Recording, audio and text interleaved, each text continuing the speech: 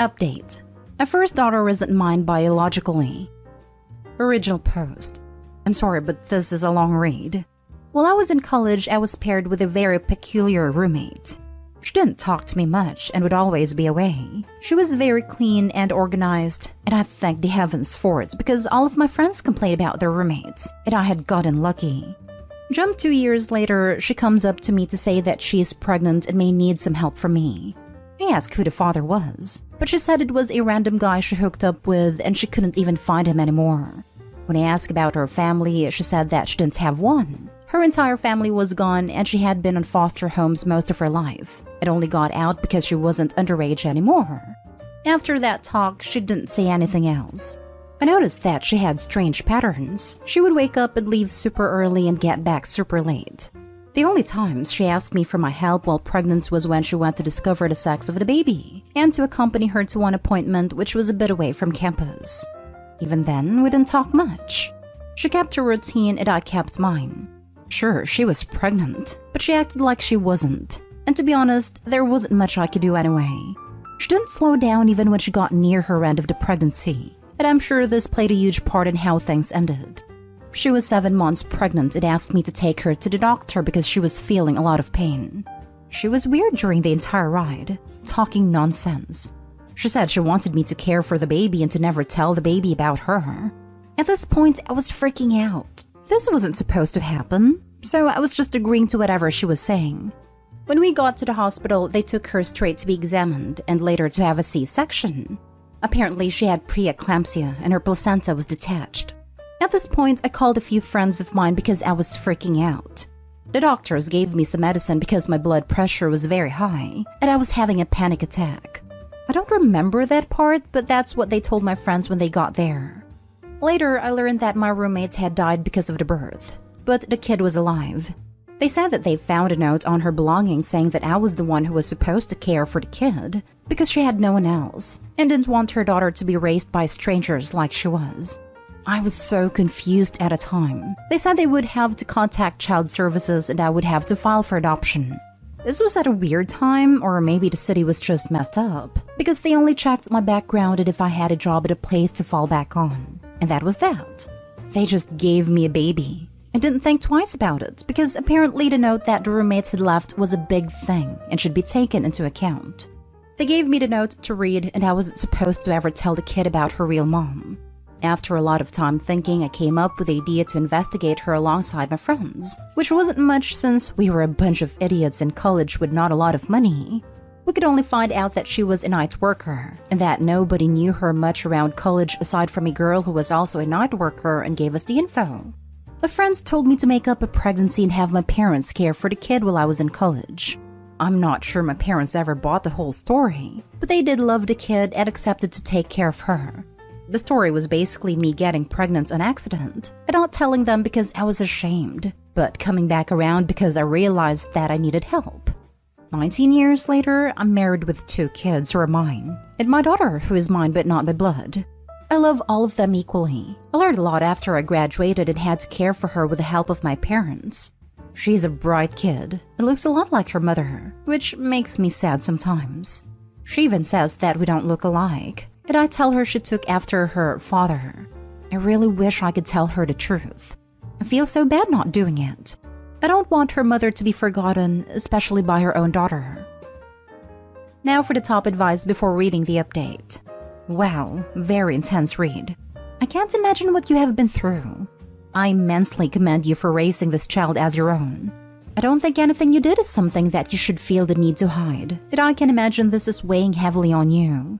Eventually, your daughter is going to want to find out more about where she came from and who her father is. She is old enough now to understand the truth. I have a half-brother that my mother gave up for adoption before I was born. She didn't tell us until I was in my mid-teens, but I always had an inkling that something was amiss. It's hard to explain it, like a piece of me was missing. I wouldn't doubt that your daughter has a similar intuition. Yes, it was hard to learn the news that I had a sibling out there, but I felt no anger or resentment to my mother. Eventually, I began my search for my brother. After 5 long years of searching, we finally reconnected and have been back in our lives since. Finally, having the truth out there has been a huge weight off both of our shoulders. I know that if I was your daughter, I would want to know where I came from. She has a family that loves her. That's what truly matters. That's nice about you and your brother.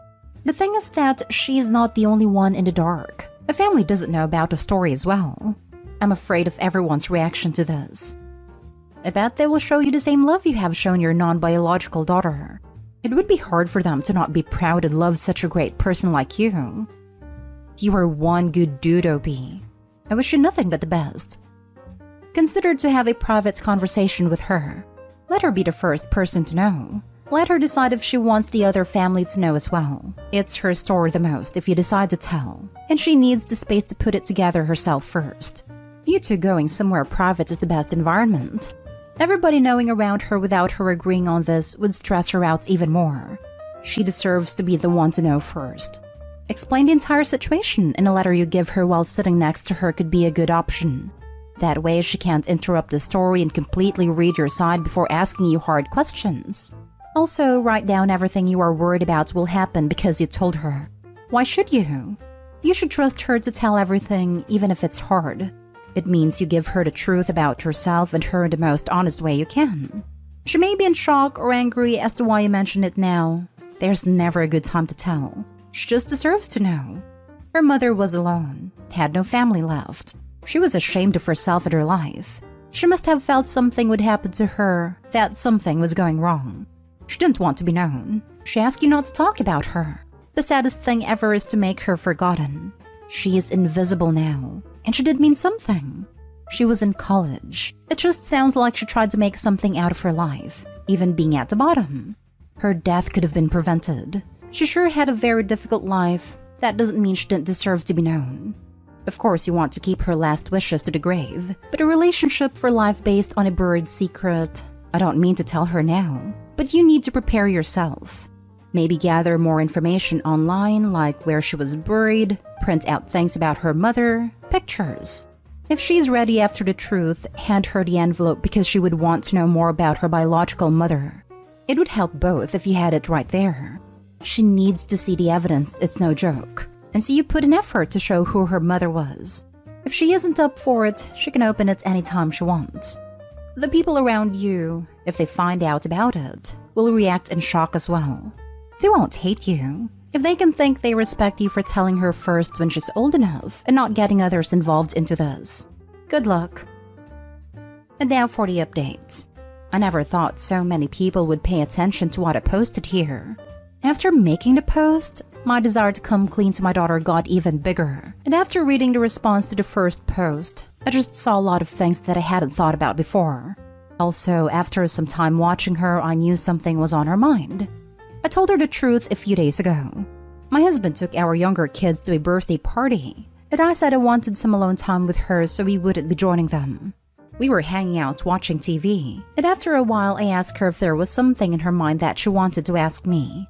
She asked about her biological father. I showed her the note my roommates left, and she didn't really understand at first, but then I started telling her what had happened. She cried a lot. It took a long time for her to calm down. I swear it was the hardest thing to do, because I wanted to cry during the entire thing, but it was her moment. She asked me a lot of questions about it. Why I never told her or anyone else in the family, why I was only doing that now. Was I feeling guilty? Was I feeling burdened by her? It took hours to answer all her questions, and to be honest, at this point I was crying too, because I didn't want to hear her question how much I cared for her and how much I loved to have her in my life. It was emotionally draining for both of us, and in the end, she just asked me to do some research on her mom and take her to see her grave. I agreed, and we will plan to visit her grave soon. I asked her if she wanted to tell the rest of the family, and she said it was only fair to do so, but she would do it with me. She did ask for some time to process it, and so far we haven't told anyone else. She has been pretty interested in the situation, and she has confessed me a lot of stuff I didn't know before.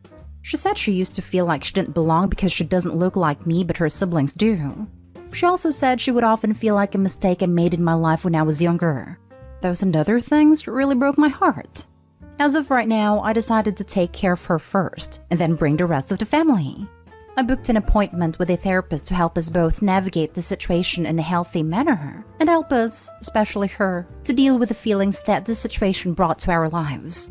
She has been closer to me than she already was. I feel like she's been more relaxed. And to be honest, so do I.